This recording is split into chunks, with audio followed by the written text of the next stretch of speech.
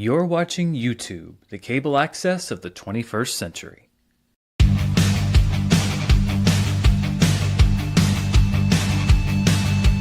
It's Wednesday, it's 4 p.m. where I am, and it's time to talk about movies and answer your questions. Welcome to Dan's World.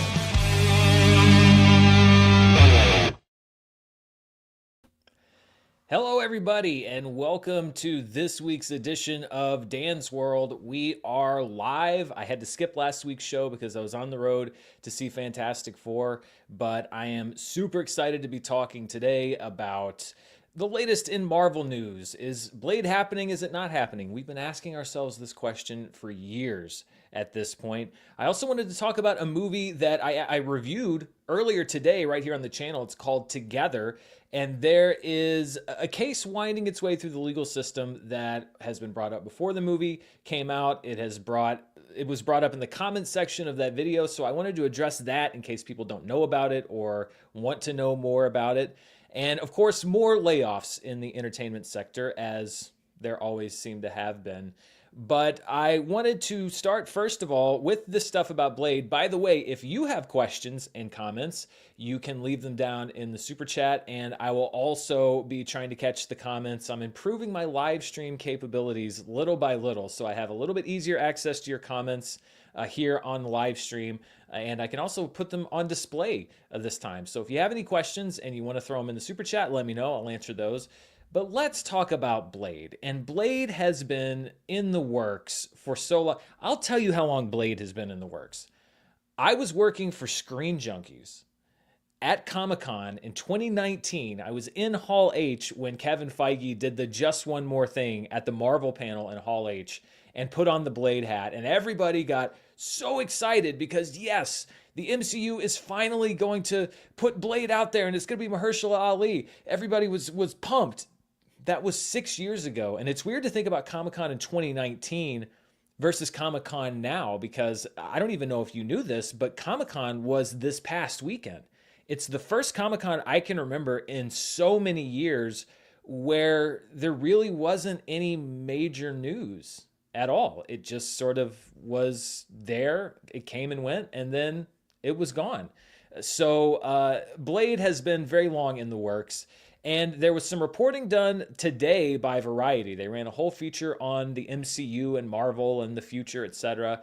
And it seemed to suggest that Blade not only isn't coming anytime soon, but maybe even longer than we thought. Here's what the report said on Blade, in talking about a lot of other things with Marvel that we're going to talk about. They said, quote, "There won't be much to analyze for the next year. The next Marvel movie to hit theaters is Spider-Man Brand New Day on July 31st, followed by Doomsday in December and Avengers Secret Wars in December 2027. Amid an industry-wide pullback on superheroes, the Marvel Brain Trust is feeling no sense of urgency on the long-gestating Blade reboot or even a new Deadpool outing, sources say. However, ideas are percolating on a Ryan Coogler-helmed Black Panther 3, creating excitement internally." And we knew that Blade has long been in gestation. That is certainly not news. Ryan Coogler has talked about wanting to do a third Black Panther film. Denzel Washington said he was going to be in it. I don't know if he just decided that he was going to be, or if they have actually written a role for him. Honestly, in Hollywood, I think whatever Denzel Washington decides he's going to be in, you just kind of figure out a way for him to be in it. But Kevin Feige has recently, to Variety, the same publication that said that Blade is not really being fast-tracked at Marvel, he talked about it earlier this month.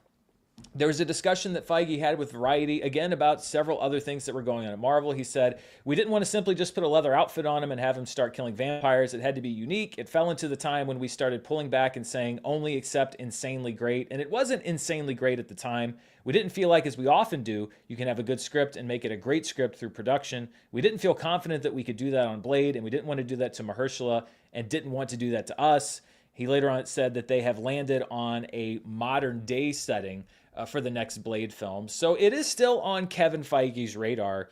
But, you know, these unnamed sources, insider reporting, etc., you always do have to take it with a grain of salt. But Blade is one of those projects that people are excited about. People were excited about Blade last summer with Deadpool and Wolverine, Wesley Snipes. You know, there's only one Blade. There's only going to be one Blade.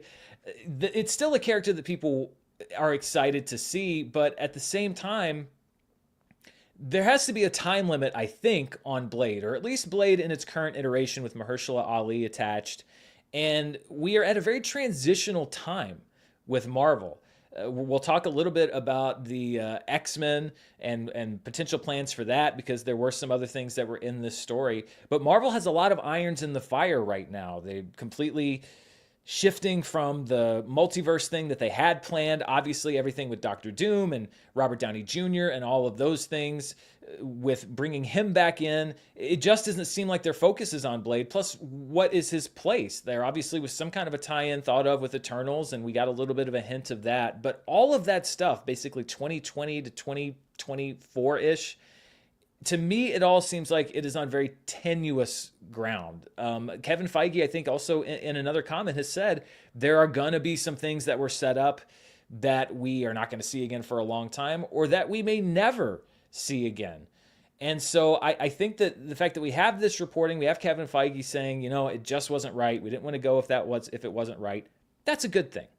That's objectively a good thing, because worse than making no Blade for Marvel would be making a subpar Blade movie. So I like that they're taking their time. But if this other reporting is accurate and it's still just one of those projects that's lingering out there, you'd have to wonder if Blade is going to find a place, especially when you're setting up X-Men, Fantastic Four, Doctor Doom, you're continuing with Spider-Man. I like that Marvel is going back to this idea of every character has a place. We're not just throwing out random characters and hoping that we can tie them in somehow. It's smart for them to go back and say, okay, we really need to rethink how this is all structured, because we're not going to make 8 different Disney Plus shows and 5 different movies a year. But this does give me pause. I do think that they should wait until Blade is developed and ready. But when you look at the overall plan with Marvel, the overall scheme with Marvel, it does make me wonder, are they going to find that place? Are they going to find that place for Blade, and are they going to find that place for Mahershala Ali? I know that Kevin Feige, I don't think he's lying when he says that they're continuing to develop Blade, and they thought about doing it in the past and they decided not to, and that's why they gave a bunch of costumes to Sinners and to Ryan Coogler when they asked for period costumes, because they decided to go modern. But at the same time, this doesn't really seem to me like they know exactly what they want to do, and you do have to wonder how far down the line they can actually push this movie before it's just not going to happen. So, yeah, the question of the video is Marvel putting a stake in Blade. I mean, they haven't driven the stake in, but I think that the stake is there. I think the stake is there. It might be one of those things where you're crying as you plunge the stake in, but I don't think that this is a resurrection for Blade just yet. And I think it is just as tenuous today as it was 6 years ago when Kevin Feige said that they were going to make it. And, it'll be interesting to see where they go from here. This Variety story also had some interesting, other interesting points about Marvel and where the MCU is right now. First of all, there was a quote taken from somebody at one of the agencies, and it kind of confirms, at least from their perspective, what I've been saying and what a lot of other people that watch the box office have been saying about the future of Marvel and the MCU, particularly when it comes to international box office. So again, this is from somebody at one of the agencies that said, quote, "There's a reset of what a hit is, and I don't see them," meaning Marvel, "consistently hitting $1 billion as before. Without China, without Disney Plus exposure, post-COVID, without megastars, China used Marvel, Disney, and the US film industry to seed their own film industry." And if you watch charts every week, you'll know that I think that that is essentially true. China used to be a critical component when it came to worldwide box office gross. China is the reason why so many movies hit $1 billion, and why I think you've seen so many movies fall short of that mark post 2020. And the focus on China is growing their own film industry. And I think that that quote is somewhat right. As the Chinese production apparatus, them being able to produce their own mega blockbusters, was still spinning up, there was a use for Hollywood blockbusters to get the audience in China to go out to the theater, to spend money at Chinese theaters. There's a much bigger slice of the pie that goes to the Chinese box office and not back to the studios, because China handles distribution, and obviously they have their own apparatus when it comes to where they show theaters and how many they show theaters. So already not as much of that box office is going back to the studios as we saw in other countries, but it's also what we're seeing. China now has the ability to create movies that can compete in scale, in size, with the movies that are coming out from Hollywood. And it's obvious that their priority as a country is to say, okay, well, if we can do it, why are we importing all of these other movies and spending all of this money to support, in part, the Hollywood film industry when we can be supporting our own? And I think that this is a new reality. Like I said, it's something that we have talked about on charts over and over again.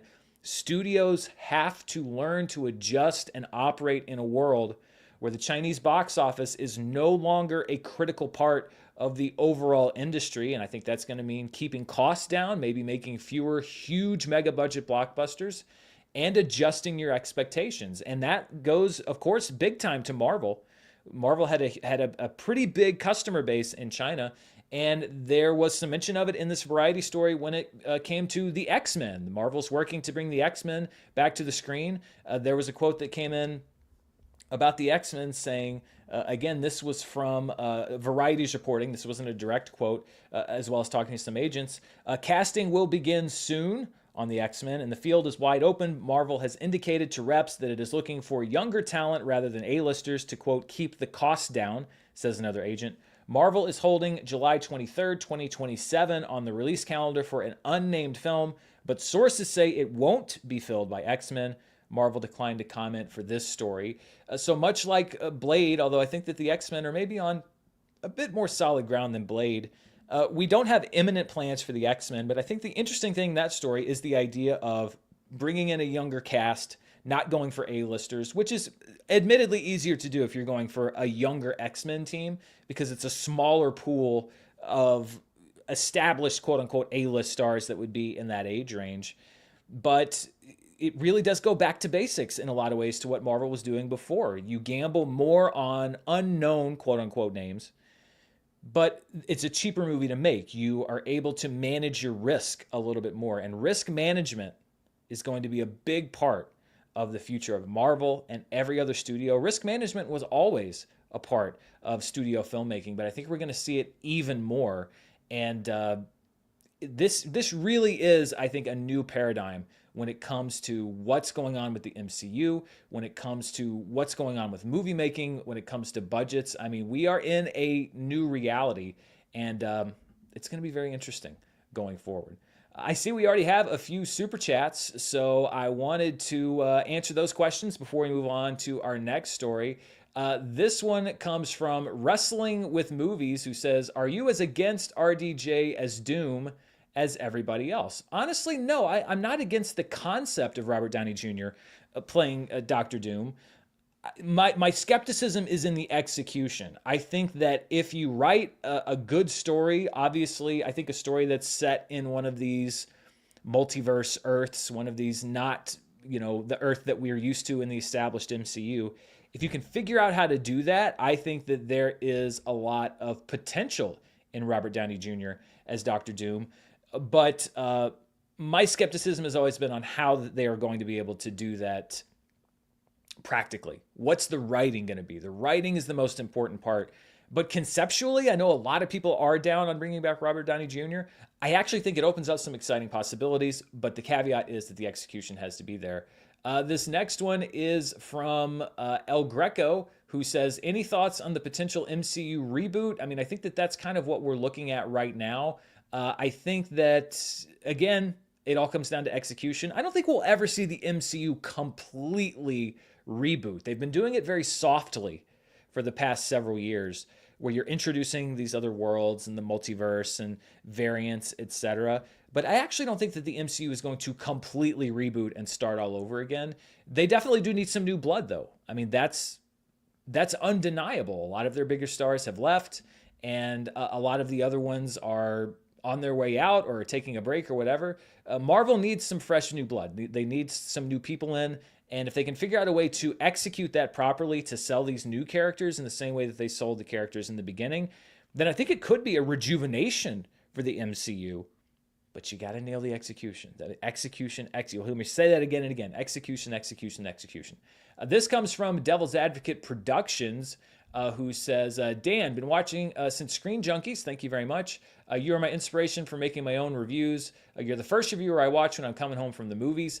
Thank you very much. Thank you very much. I'm glad that I can fulfill that role for you because that's what I used to do with Roger Ebert. When a movie came out, even if it was an old movie that I watched, the first thing I would do is pull out my big, dusty Ebert movie yearbook and flip through and see if he'd reviewed that movie. Not because I want to see if he agrees with me or doesn't agree with me.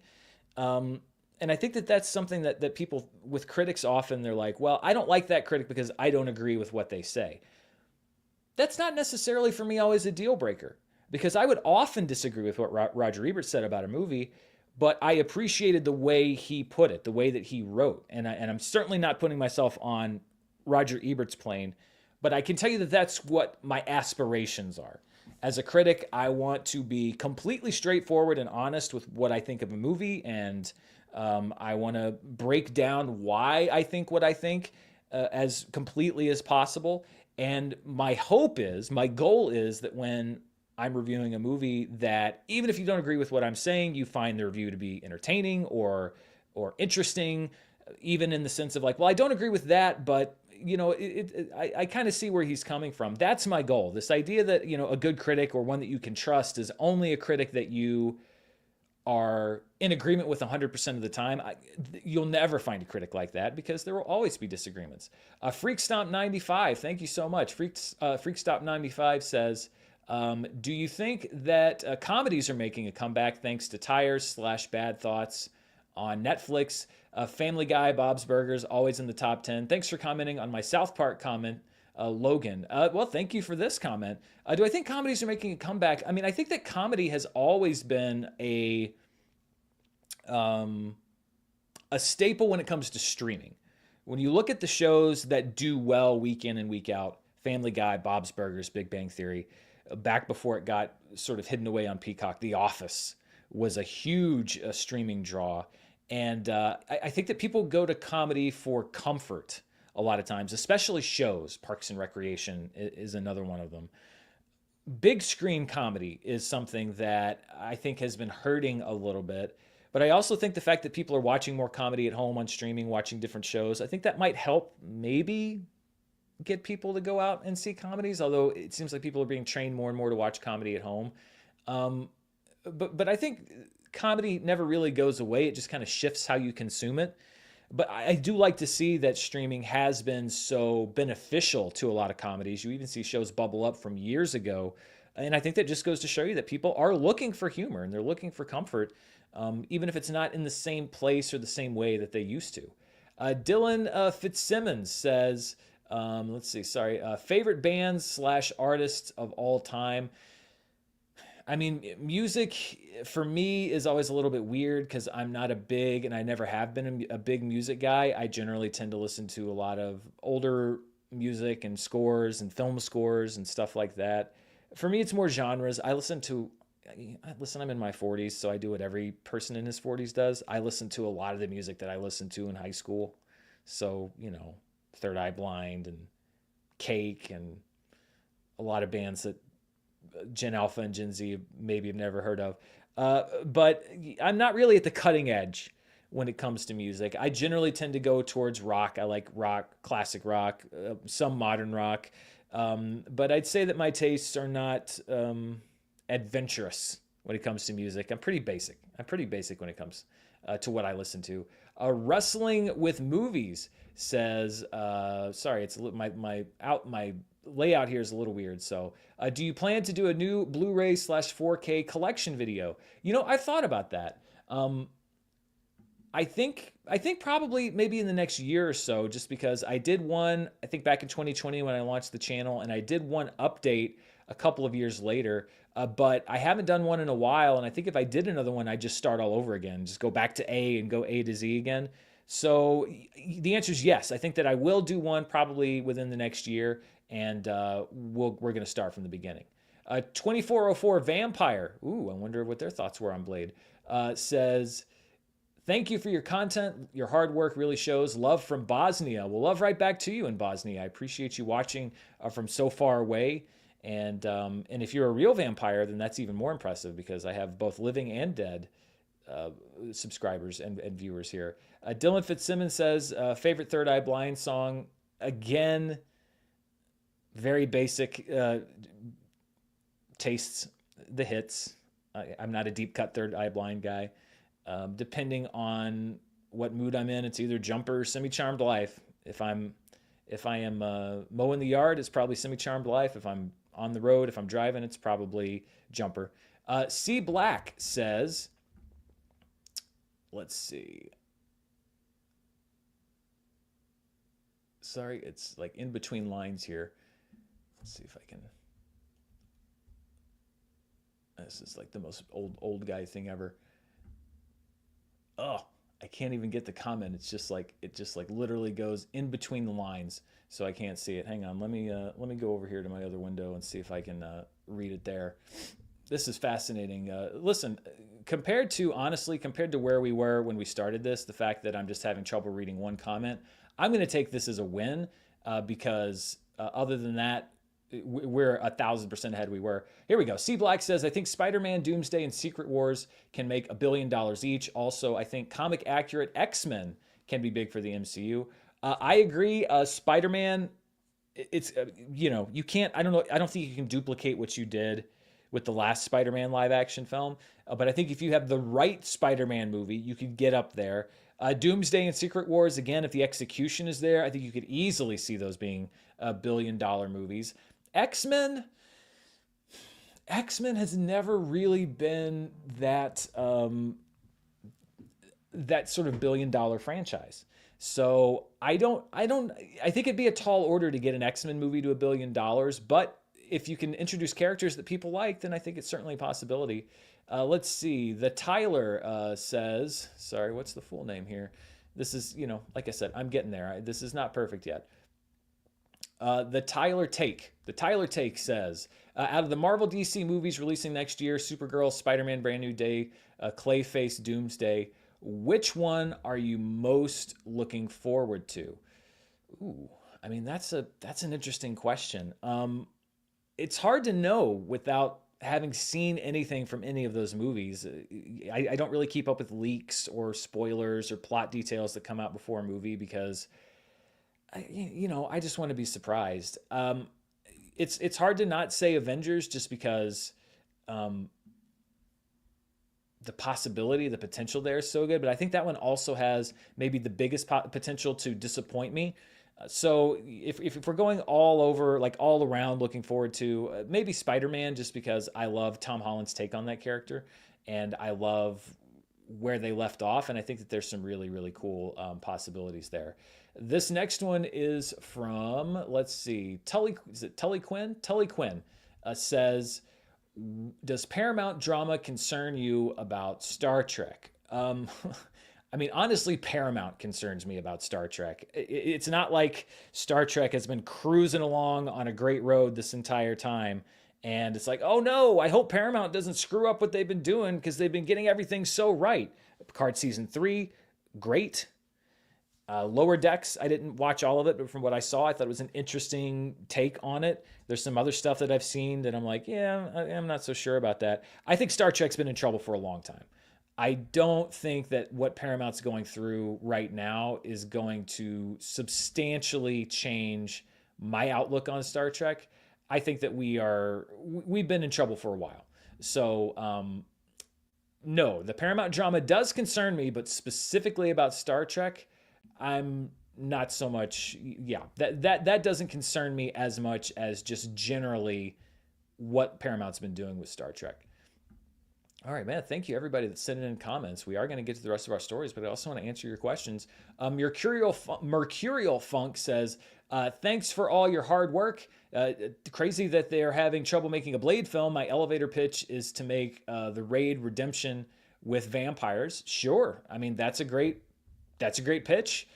You have to, it's so weird kind of coming up with what is the what's the right pitch going to be? What is Mahershala Ali happy with? What fits into what we're doing? Is it going to be R rated? Is it going to be PG-13 rating? But I think that general tone is something that people would be excited with when it comes to a Blade film.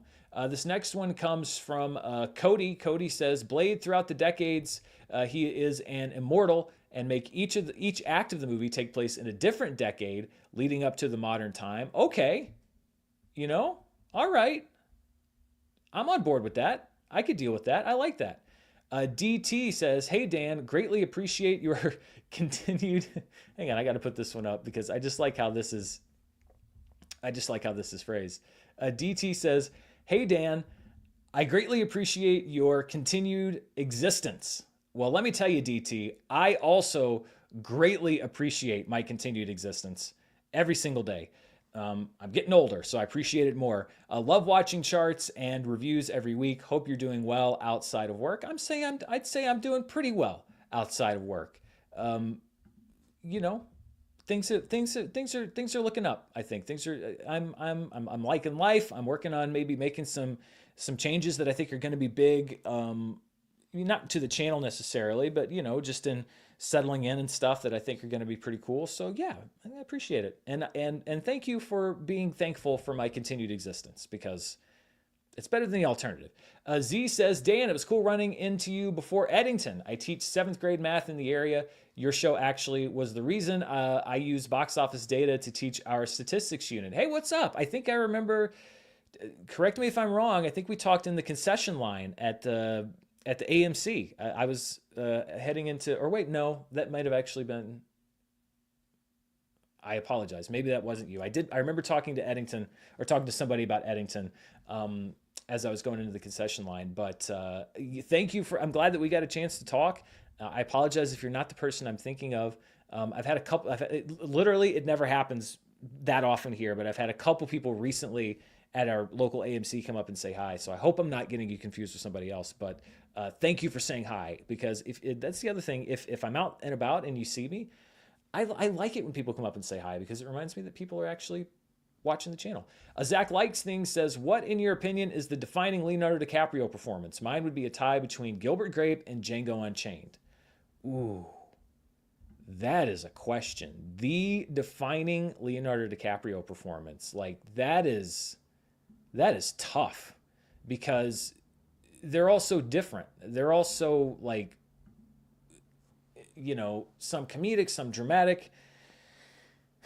Honestly, and I don't know if many people would choose this as the defining Leonardo DiCaprio performance, but as far as the one that I think shows the widest range of everything he can do, drama, comedy, all of it, for me, I think I go with Once Upon a Time in Hollywood because he is hilarious in that movie.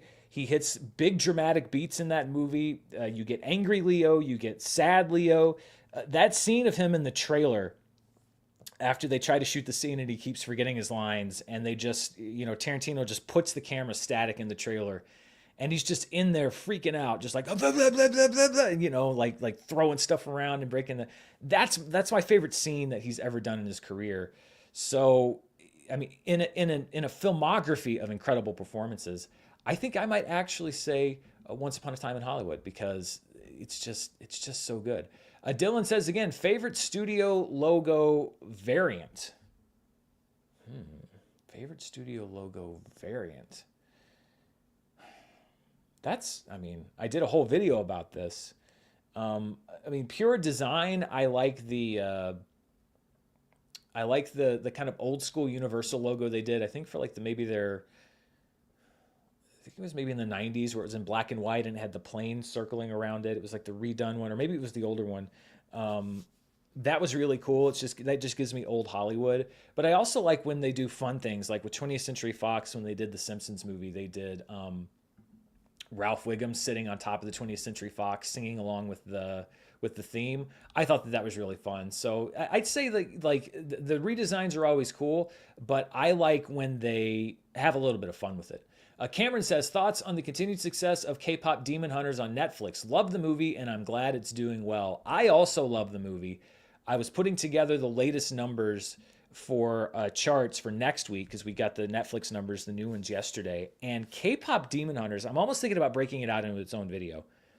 K-pop Demon Hunters is doing something I've never seen on Netflix consistently. Like a lot of times a movie will come out, it'll have, a pretty good number in the first week, and then it'll shoot up and have a huge number in the second week. And then it'll continue to do well, but the number will go down, week by week.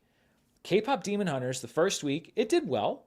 It was a really good debut for an animated film that was not one of their kind of chosen few. wasn't an Electric State or wasn't a Happy Gilmore 2. But what K-pop Demon Hunters has done is it debuted and then it did a little bit better the next week, and then it did a lot better the next week, and I think for 3 weeks consecutively now it has been at or near the top of the chart at number 1. It was behind Happy Gilmore 2 because Happy Gilmore 2 had a massive weekend. But the numbers have been either almost exactly the same or they've gone up just a little bit for, I think, 3 consecutive weeks. That is unheard of on Netflix. Even the biggest of biggest hits, the numbers don't stay exactly the same for multiple weeks because what that says is that the movie is still generating word of mouth, it's still generating new fans, and it's also getting repeat viewership. So I actually want to break down the numbers because if I was going to compare K-pop Demon Hunters to a box office story from the past, it's literally like a Greatest Showman situation where it is just continuing to do well based solely on word of mouth. It wasn't a big marketing push. It wasn't anything like that. And that's what I love to see. I love to see a movie that is succeeding based on word of mouth. Dylan, again, thank you. Favorite Denzel Washington movie/performance? That's another tough one. I was just looking at some clips recently from Denzel's career, and it's an embarrassment of riches. I mean, he's been in so many different movies. And again, there's so many different shades of Denzel in different movies. It's actually tough for me to pick. I think one day I might say Malcolm X. One day I might say American Gangster. One day I might say Training Day.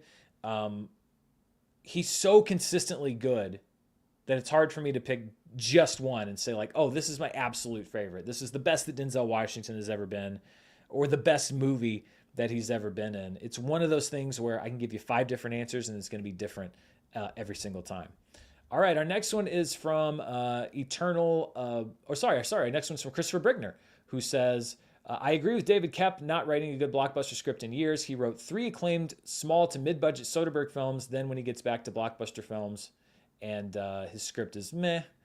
Yeah, I got in a little bit of trouble over that David Koepp thing. And I think what my problem was is that I did not specify when I said he hasn't written a great script in years. I don't know if I specified blockbuster script instead of just script, because he has written good scripts. Although I would also say, I don't know if any of those are necessarily like great scripts. He's written some solid scripts, but my major point with David Koepp when I was talking about Jurassic World Rebirth was when people asked if I was excited that he was coming back to the Jurassic World franchise. I wasn't, particularly because on the scale of a movie like Jurassic World, I don't think he's written a great script in over 20 years, and I don't think the script for this new one was particularly great either. Eternal Failure says, waited 25 years for a Region 2 release of Hollywood Shuffle. Never happened, so bought an import. Will it be as good as I remember or dated and amateur? I don't think I've seen Hollywood Shuffle in many, many years, so I'm not sure either. I did notice that the bootleg, not bootleg, but the outside of the U.S. region market for Dogma is soon going to be dropping because Kevin Smith announced that Dogma is finally going to be getting a release on 4K later this year. So if you're trying to sell your, Region 2 or whatever DVDs or Blu-rays for Dogma, and you find a buyer that doesn't yet know what's going on with that, sell it now because that market is about to drop considerably. Karen says, are you looking forward to the King of the Hill reboot? I actually, and it wasn't that I didn't like the show. I just never really watched it. So I'm neither looking forward to it nor am I dreading it. I hope that it's good, but I was never a big King of the Hill guy. For whatever reason, I just, wasn't the biggest fan. So, and again, not from a I hate this movie or the show type thing, just from a status of I didn't watch the show.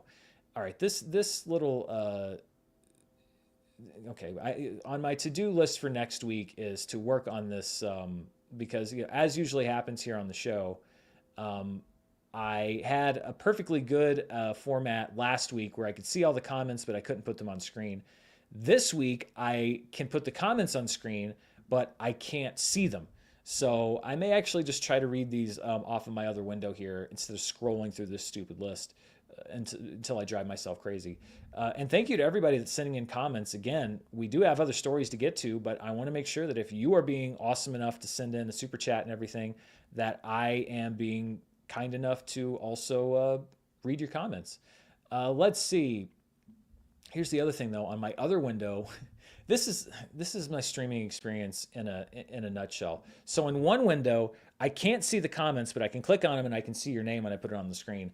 In my other window, I can see all the comments, but I can't see everybody's name. So I'm having to flip back and forth. You know what we're gonna do, and it's not as much fun, but I can look over here now and I can actually see the comments and your names. So I'm going to be looking off to the side just a little bit, but this is going to be better. And instead of using my second screen here, this is going to be a lot better. I probably should have done this a long time ago. Damn it, Randy says, would it be feasible or worth it to make your what's coming out this week part of charts into its own video or a YouTube short?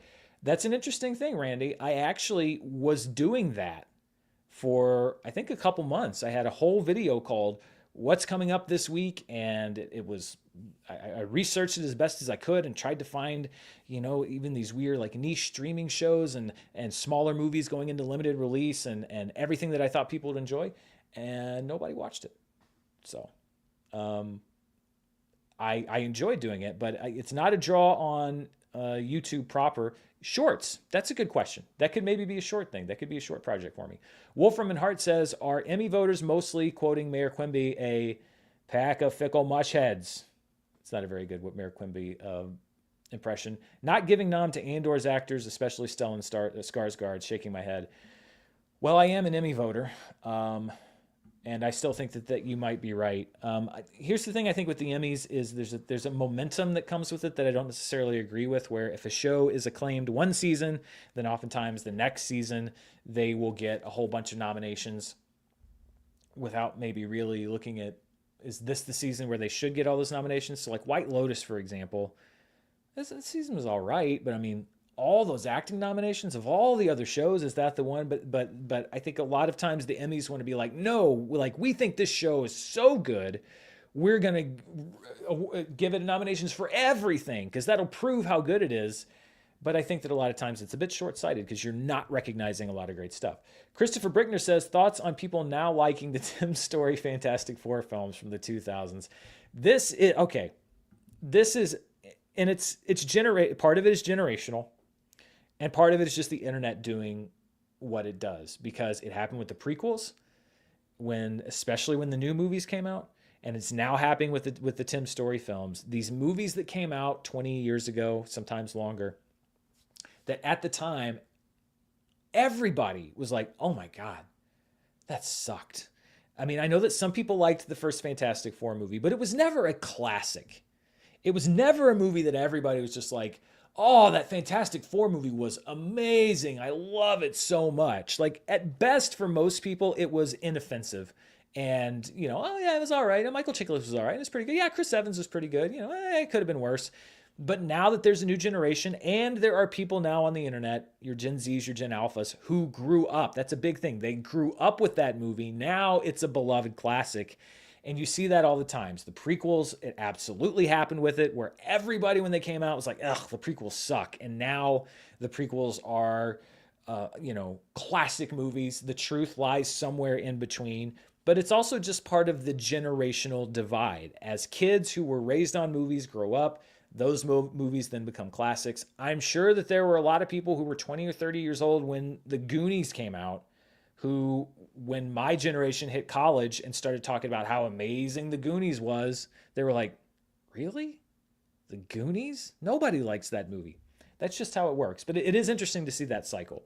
Dylan Fitzsimmons, thank you again. Favorite Disney movie from the 90s Renaissance? That is a tough one, but I'm going to go with Aladdin. Robin Williams, I think, puts it over the top. Jeff McNair says, do you have any tips for a letterboxed novice? I don't know. I guess it depends on how you want to use Letterboxd because I don't write reviews on there. I just use it. It's basically for my own personal reference. People also pay attention to what I'm doing on there. So sometimes people will say, oh, I noticed you're watching a lot of these movies. Are you working on this?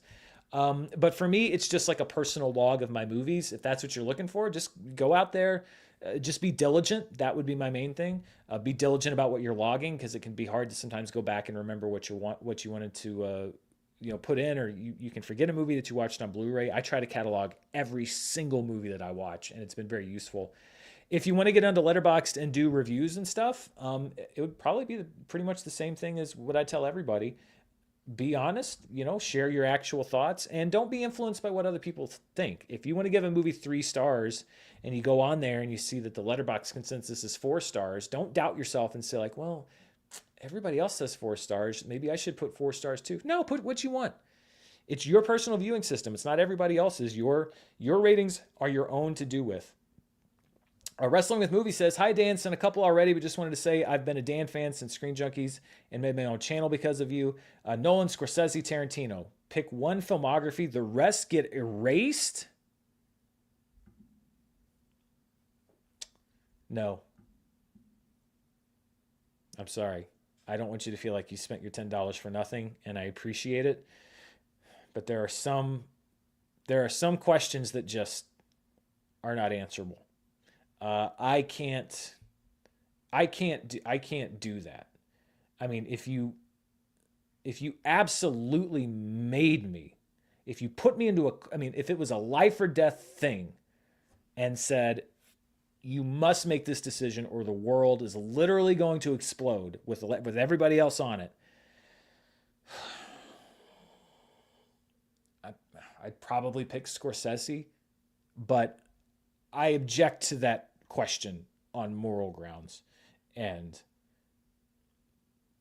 now my day is, I feel like this is going to haunt the rest of my day. It's not your fault. It's an excellent question, but I'm going to be haunted by that question and that half answer I gave you. Rodney Cooper, could a guy like Jonathan Majors ever come back? Sure. I mean, we've seen it many, many times before. And this is not even a commentary specifically on his legal issues and what happened. It's just that there have been people in the entertainment industry that faced headwinds and faced controversies that are much bigger than what Jonathan Majors has gone through that have made a comeback and become big stars again. Maybe not at the height of where they were, but certainly they have reclaimed a great portion of it. Now, Jonathan Majors was not at the tip top of the A-list when this all happened to him. So the public and the industry can be a little less forgiving if you weren't quite as high up. But yeah, I think that it's very possible. My sincere hope would be, listen, there are some things, and I think we all know what they are, that are just irredeemable completely. I do think that people can earn a second chance and can deserve a second chance if they do the work and if they work on self-improvement and if they work to sort of right the wrongs that have been done. And if somebody's committed to that, I think people should be open to it. But I don't think it should just happen because, it's been a few years. People have probably forgotten about that. And then, I do think that if you're going to make a comeback, that there should be some actual work done to try to, work on the things that caused this to happen in the first place, completely separate from the entertainment industry. And by the way, that goes for actors or non-actors. I think that when something like that happens, you should hopefully be motivated to work on whatever that issue was or whatever was going on and address that with the people that were harmed by it, and then move on from that and try to be a better person. So those are our current Super Chat questions. I wanted to talk about, speaking of controversy, I wanted to talk a little bit about Together. which is a movie that is in theaters now. I did a review for the movie earlier today. You can find it right now on the channel. But there is a news story around Together that I referenced in my review, and I even said, I kind of gave my short thoughts on it. And today, when I woke up and looked at the comments, immediately I saw a couple references to it, even though I'd mentioned it. And it revolves around plagiarism, allegations of plagiarism, I should say. Together, if you don't know, is a horror film. It stars Dave Franco and Alison Brie, written and directed by a guy named Michael Shanks. And it's about this couple who lives out in the woods, and they go into this weird cave. And then, I don't want to spoil too much about it, but strange things start happening to them, and they grow more and more attached to each other. I'll say that. Well, a couple months ago, it was after the film premiered at Sundance and got picked up by Neon, but before it was released in theaters, which just happened today, there were allegations from the producers of a movie called Better Half. Better Half is a movie with a similar premise. It is a comedy. Together is a horror film. But the premise is admittedly similar. It's about two couples, and they find themselves growing together, and there are similar plot elements. There are similar thematic elements and references. And this is something that is referenced by many people as something like parallel thinking. You see this a lot of times with Saturday Night Live. There will be a sketch on Saturday Night Live, and somebody will come out and say, like, wait a minute, I did that sketch, or somebody else did that sketch on their YouTube channel 6 months ago. And you'll look at it, and it'll be a comedy sketch with a similar premise, maybe a couple of jokes in common, but also some differences. And I think what happens a lot of times is somebody will come up with a similar idea. Within the constraints of that idea, perhaps, there are a certain number of dramatic possibilities or scenarios that you can come up with. And so you'll have two projects with similar premises that share some similarities and some differences, and there will often be allegations of plagiarism. And that's what we saw here. There was a lawsuit that was filed by the producers of this movie, this other film, and it said that the casting director on Better Half emailed a script and synopsis of the film to Dave Franco and Alison Brie's agents at WME, which is their agency, in August of 2020, along with an offer for the couple to star. Franco's agent quickly responded that Dave is going to pass, but thank you for thinking of him. And then reportedly they said okay, and they went and made the movie to get a Better Half. It came out in 2023. It was a small movie. It sort of, I'm not going to say came and went, but it didn't get major distribution. And then this lawsuit was filed after they saw the movie at Sundance and said, well, hey, wait a minute, they ripped off the movie. And then in the lawsuit, there are some allegations of, here's some things that they share in common, etc. First things first, and if you talk to agencies like WME that represent actors and stars, etc., it sounds to me from this lawsuit, and I read the lawsuit itself, and I didn't see anything that contradicts this. It was basically what they call like a cold email or a cold call, where you're trying to cast something, you want to get a named star in it, and you know who that person's representation is, and so you just email them that thing. You don't go through this thing of setting up a meeting and saying, hey, I want to talk to your client about this project. You just say, hey, here's a script for a project that I'm working on, and I would love for your star to be in it, and all of that. They said that they got an email back quickly saying that Dave Franco is not interested, and I think that this is the reason why most agencies don't read those scripts. They don't read scripts that are just submitted to them directly by a writer or directly by the producer of that specific project. And this is why, because if they read a script like that and they pass on it, but then a similar project comes up involving those stars or involving another person at the agency, that opens the door to a lawsuit like this, where they can say, well, wait a minute, I know you read this script and you made a movie that was like it 2 or 3 years later. We've seen this so many times before.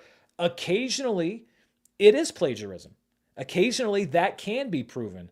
But I read the lawsuit. I looked into, what each side said, and I legitimately think that this is a case of parallel thinking, where you have a similar concept and there are some shared elements in common, but I think that there are also differences. Again, reading what they said and reading and now having seen Together, I don't think that Together was plagiarized from this movie. I really don't. I think that it was probably not a great idea for that agent to even reply to that email at all, by saying, hey, we're going to pass, because that gives the implication that that script was then read, and you can put that in a lawsuit and say, well, I know that they read it, when they probably didn't read it. And I think that they've come out and said that they didn't read it.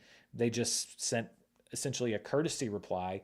But I think it also goes to a lot of how people run with stories like this, because there was an allegation that was made in the lawsuit specifically regarding the use of a song in the film.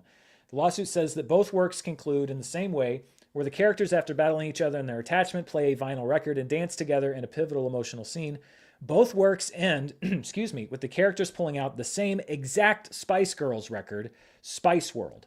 Now, this was a big part of the discussion I saw about this lawsuit on a lot of forums online, because there were a lot of people that saw this in the lawsuit and said, well, first of all, that's a mistake, because the Spice Girls record, or the Spice Girls song in question, was not on the record Spice World. And so I saw that a lot of people read that in the lawsuit and said, well, that's it. It's an open and shut case. Because if the first movie made that mistake and said that this song was on Spice World, and the other movie made the same mistake, then it's obvious that they just lifted this straight from that other script, and this is the smoking gun that proves it. But there's one problem. The lawsuit is wrong. Together does not pull out the record Spice World. It pulls out and I love that we're talking about the Spice Girls here in a legal context. Together does not use the record Spice World. It uses the correct record, which was, I believe, the Spice Girls' debut record, Spice, which does feature the song in question. So that claim in the lawsuit is actually factually incorrect. And I read a lot of people that saw the movie at Sundance, which is before this lawsuit was filed, that said, no, wait, I've seen the movie. It's not Spice World. They actually do use the right record in the movie. So this is also an example of how people will run with a story like this, because they took that allegation from the lawsuit completely at face value and said that this is proof, when in fact that allegation in the lawsuit is itself factually incorrect. And the writer-director of the movie Together, Michael Shanks, released a statement saying, I wish I didn't have to clarify this, but I completed the first draft in 2019 and registered it to the Writers Guild of America that same year. In October 2020, I received development funding from Screen Australia to further the project. In 2022, my agent at WME introduced me to Dave Franco. Soon after, he and Alison Brie came aboard to act in and produce the film. The suggestion of plagiarism not only undermines the work, but also attempts to erase the emotional and professional journey I've taken to bring it to life. But more importantly, the facts matter. The timeline is documented, the draft submissions and correspondence are still there. And I think the big takeaway for me here is that people read something like this, and it goes back to what I was talking about with the It Ends With Us lawsuits when they were first filed at the end of last year, beginning of this year.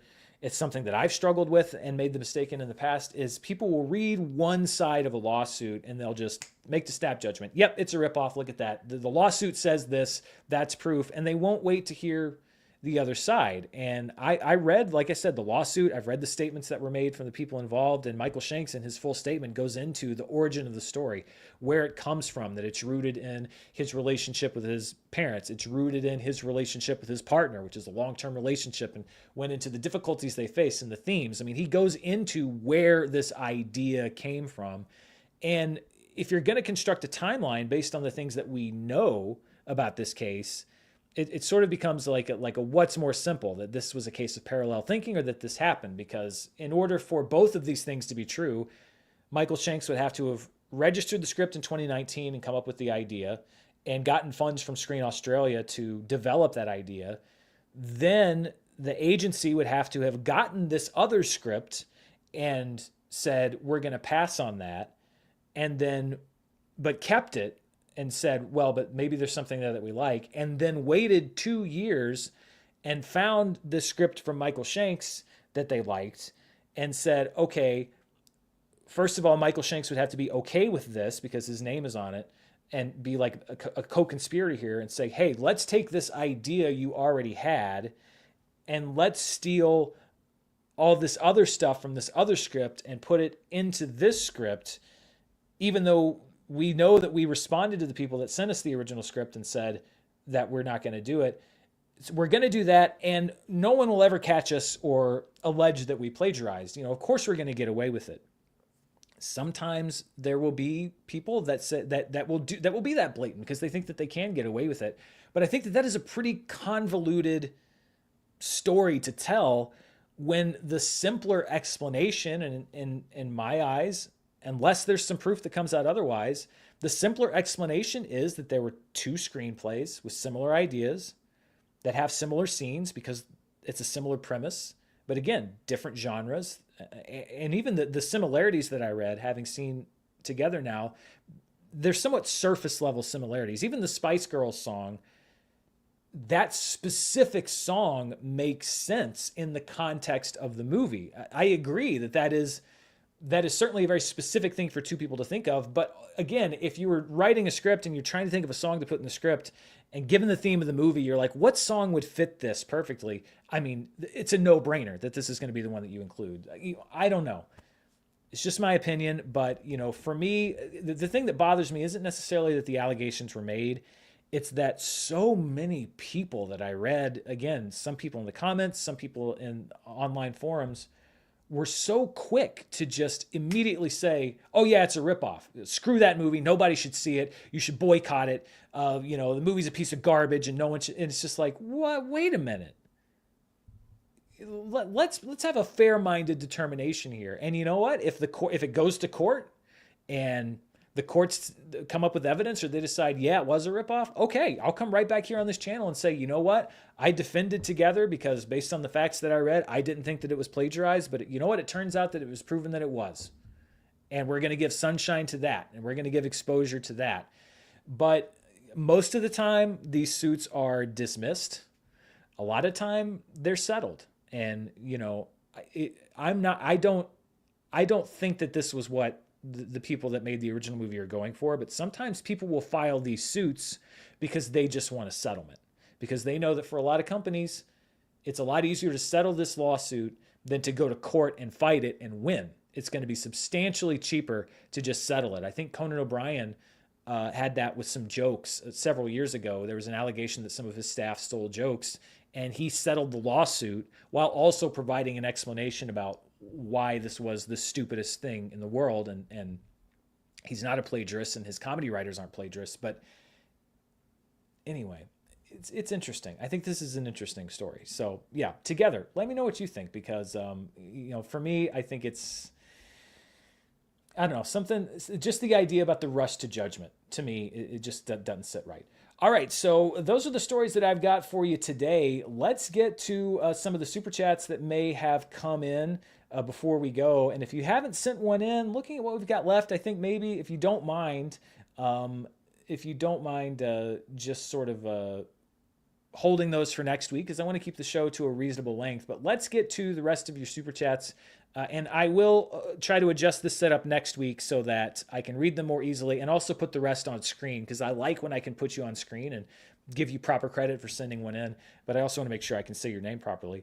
Home Alone. Home Alone. I like it. Dope channel, even when you don't love Superman. Thank you. It is interesting that Superman has become the litmus test for people's opinions on my channel recently. It's always, it doesn't matter what you think because you didn't like Superman, or he didn't like Superman, but he liked this movie. It reminds me of what happened with Venom for a while, where when I was at Screen Junkies, people said, well, what does it matter what that guy thinks? He liked Venom. Superman's become a bit of a litmus test for me. And hey, if you love Superman, I'm happy you love Superman. I'm glad. There's a lot of stuff to love in Superman, but it's not a litmus test for my entire personality or my personal taste. Christopher says, the Star Wars prequels are my favorite films of all time since I saw them as a kid, so I always thought they were great. Now I feel vindicated. Yes, I mean, here's the thing. It's undeniable that the Star Wars movies, the Star Wars prequels, are popular films, and especially when you're a kid. Yeah, I get it. I absolutely get it. Nobody should make, that's the other thing, nobody should make you feel bad about liking a movie or not liking a movie. It's all personal opinion. Wrestling with Movies says, here's another 5 for mental anguish. Thank you. If you're buying a 4K and it has a steelbook, will you pay extra for the steelbook or just go regular? Depends on the movie. I'm not a guy that will sit and like, I'm not going to pay $5, $10 extra if it's just a difference in packaging. if there are some extras on there that I really, really want, then I'll pay a little bit extra for the 4K. But as far as the packaging goes, I think that it's not worth the upgrade for me. So generally, I'll go with the regular edition unless the Steelbook has something on there that I want beyond just the appearance. Cody Bishop says, "Rest in peace, Ozzy Osbourne."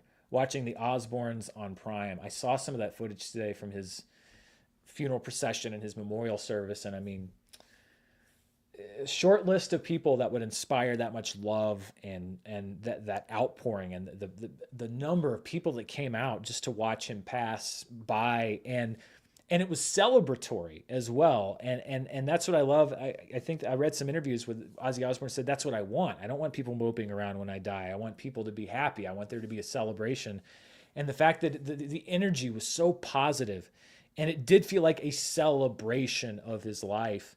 And I'm curious, I don't know what the generation or two generations below me think of Ozzy Osbourne because, for me, growing up, it was Black Sabbath and heavy metal, and he was the guy that bit heads off birds and bats and stuff. And then when I was in college, there was this whole reinvention of Ozzy Osbourne as the star of the reality show on MTV. I watched that show loyally from beginning to end. It was one of my favorite shows, whether that was quote unquote reality or not. I thought it was hilarious, and it completely reinvented his image. And he became so popular and so beloved beyond just metal fans and music fans. And I'm curious to know what his legacy is for people that are younger than me because, he faced a lot of health issues and he had the ATV accident, I think, while the Osbournes was still going on. So he wasn't nearly as present in the last 10 or 15 years. I know he did his last concert, just like 2 or 3 weeks ago, which is incredible. But I'm curious to know what younger people think of Ozzy Osbourne because he was certainly completely redefined for me when I was in college. Sydney Johnson says, of the films that have come out in the last few years, which ones would you like me to give the all my movies treatments to? I really appreciate you in the channel. Something I look forward to from Sydney Johnson. I'm guessing would you want me to give the all my movies treatments to? You can give the all my movies treatments to any movie. Come out in the last few years. All my movies, if you don't know, that was a show that I used to do here on the channel where I would kind of take a deep dive into a movie and go into its production and the story behind it. Megalopolis, easily. Megalopolis is not available on physical media, but I would try to get a copy and just to do an episode on Megalopolis. Just the odyssey of making that movie and the weirdness of it. That would be a fun story to tell. Plethora 1C says, Dan, please put your studio exec hat on. Why wouldn't you want Battinson in the DCU? Why would you want two Batmen in two different universes at the same time? I don't know if it's my studio exec hat or if it's just my DC fan hat. I don't think that. I think that Matt Reeves has a vision for that universe. We've seen it in the Batman. We've seen it in the Penguin. And when you take that and then you say, okay, well, this isn't just this universe. This is now part of a much broader universe. And the implication being that now you're going to have to bring in other heroes into that universe.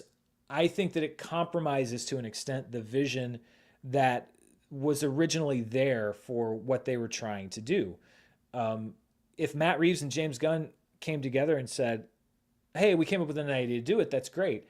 But I don't think that just because the plans changed on what DC was doing, you should then have to go to this filmmaker and say, okay, well, these movies you meant to be a self-contained thing. Well, now we have to figure out how to integrate it into a bigger universe. So I don't think that you should try to retroactively do it unless there's an idea for how to do it. And I don't think that James Gunn's idea of Batman necessarily lines up with what we have in the Batman. We have multiple Spider-Men. We have a live action Spider-Man and an animated Spider-Man. I know live action and live action are different. But we also don't even know when this second Batman movie is coming out or when the first DCU Batman movie is coming out. So for me, the reason that I wouldn't want Robert Pattinson in the DCU is because I don't think he was ever meant to be. And I don't think that you should try to conform his universe around, oh, well, we don't want two Batmen, so we just have to figure it out. I think that's where you run into some trouble, honestly. I think that might be it. I don't see any more questions here. Oh, wait, no, hang on.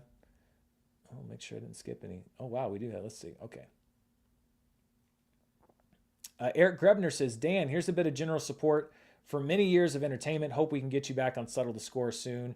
Thank you so much, Eric. And I thank you for saying that, because you just reminded me I owe them an email, because I told them that I would do another episode right around now, not like today, not like 5 o'clock today, but I told them that I would do another episode, or they asked me if I would do another episode at the end of July. And I just realized, because I am terrible at keeping up correspondence, that I forgot to answer them.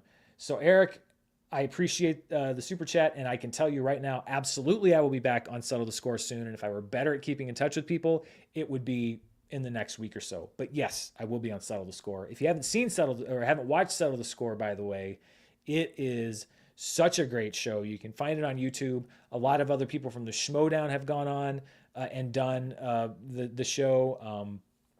Matt Nost and Andy Merriweather do a show, and Andy Merriweather is such a brilliant. He plays movie scores on a piano. He can play like anything, and you have to sit. It's like kind of like Name That Tune, where they give you a clue and you try to figure out what it is. It's a great show. If you haven't seen it, it's so much fun. I've done it, I think, 4 or 5 times, and I look forward to doing it again. Julius Wyatt says, "Do you think the Odyssey can make $1 billion?" Sure. Yeah. I mean, who would have thought that Oppenheimer could do what it did? With the Odyssey, you've got even more stars. You've got, I think, that a story that is more epic in many ways. It's definitely more well known than like the life story of J. Robert Oppenheimer. But yeah, I think that it could make $1 billion, but who knows? Again, the market has changed, the world has changed, the movie-going public has changed, and it could also be a movie that doesn't appeal to a broad audience. We don't know yet. So I think that that does it for this week's show. Other than my little comment, formatting issues, I think we had a pretty successful live show. Thank you to everybody that sent in a super chat. I so appreciate you, and I appreciate your questions, and I appreciate you listening to my opinion on Blade and Together as well. And like I said, if something else comes out about that story that changes my thinking, another thing that I do on the channel that many people don't do is, hey, I'll come out and say, you know what? I got that wrong. I made a judgment based on the information that I had, but other judgment or information came out that contradicted that, and it turns out, maybe it wasn't as straightforward as I thought that it was. But I think that that's an important part of things. You can make determinations, you can make judgments and decisions, you can say things, but if you're wrong, it's also important to acknowledge that you were wrong. There's a lot of people that could learn that lesson. And I'm not saying that I'm above everybody else, because that's what I do. I'm just saying I wish more people thought that way, because discourse would be so much better between all of us if it were that way, wouldn't it? So thank you so much for being here on the channel. Coming up this week, I still have, tomorrow, I'm going to go see The Naked Gun, which I'm really looking forward to. I've seen the early reviews that came out for that, and they look really good. I'm going to try not to get too excited because I know comedy can be very subjective, even though this is really down my alley or up my alley as far as comedy goes. But I'm going to go see Naked Gun tomorrow, probably evening, and I will have my review of that movie for you here on Friday morning.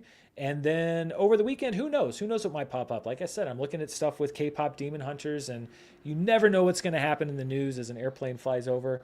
But thank you, everybody, for watching and joining in on this stream today. Be sure to stay tuned to the channel. If you're not subscribed, hit the little subscribe button. Hit that bell so you're notified when I do a live stream or when I do a video. I've been trying to do live streams once a week. Sometimes I have to skip a week here or there because I'm on the road or whatever, but I've enjoyed doing these Wednesday afternoons, and I will be back here very soon with even more. Until next time, as I always say, stay safe, and I'll see you then. Bye, everybody.